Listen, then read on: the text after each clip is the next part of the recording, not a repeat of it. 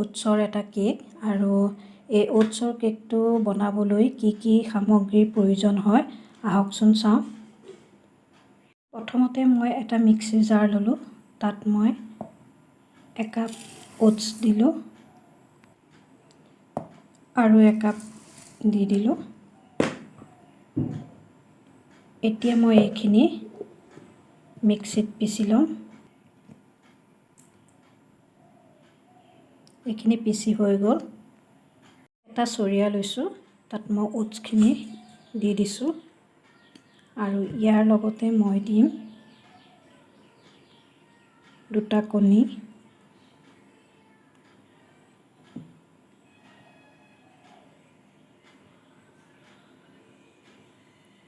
আধা cup refine তেল,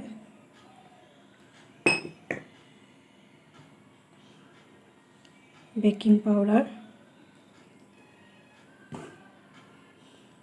আৰু মই ইয়াতে অকণমান ফুড কালাৰ মিক্স কৰি দিছোঁ আৰু লগতে দিম মৌ। মই ইয়াত চেনি ব্যৱহাৰ কৰা নাই আৰু অকণমান গাখীৰ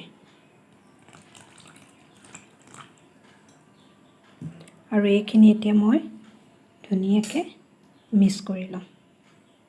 এইখিনি মই মিক্স কৰি ল'লোঁ। এতিয়া মই এটা কেকৰ বাতি লৈ লৈছোঁ, ইয়াতে মই এইখিনি দি দিম। এতিয়া অকণ বাতিটো এনেদৰে দি দিছোঁ আৰু ইয়াৰ ওপৰত এতিয়া মই দিম বাদাম,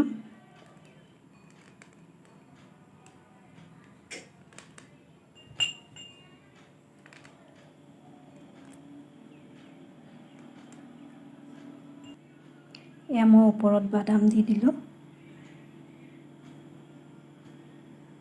পিনে এটা মই কেৰাহী গৰম কৰি ৰখাইছিলোঁ, তাত এতিয়া মই বাতিটো দি দিম আৰু জুইটো খুব কমত দি ঢাকোন মাৰি দিছোঁ।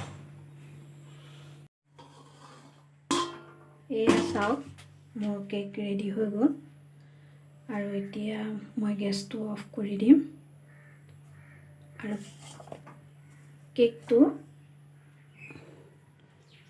মই এতিয়া এনেদৰে ঠাণ্ডা হ'বলৈ ৰখাই থ'ম। ঠাণ্ডা হ'ল, এতিয়া মই এখন থালত উলিয়াই ল'ম।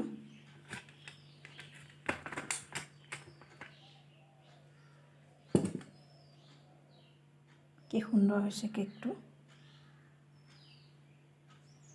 ঠাণ্ডা হ'ল, এতিয়া মই এখন থালত উলিয়াই ল'ম।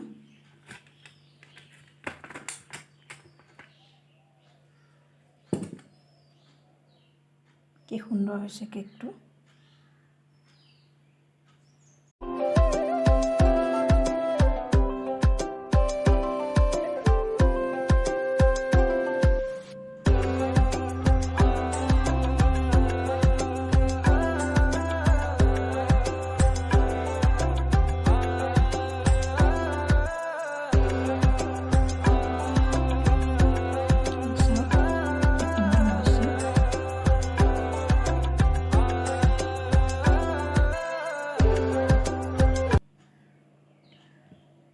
কেকৰ ৰেচিপিটো যদি আপোনালোকৰ ভাল লাগিল তেনেহ'লে লাইক, কমেণ্ট, শ্বেয়াৰ কৰি দিব আৰু যিসকল নতুনকৈ মোৰ চেনেলটো চাই আছে প্লিজ মোৰ চেনেলটো ছাবস্ক্ৰাইব কৰি আগুৱাই যোৱাত সহায় কৰে যেন।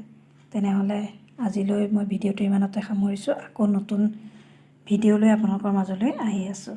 Bye bye.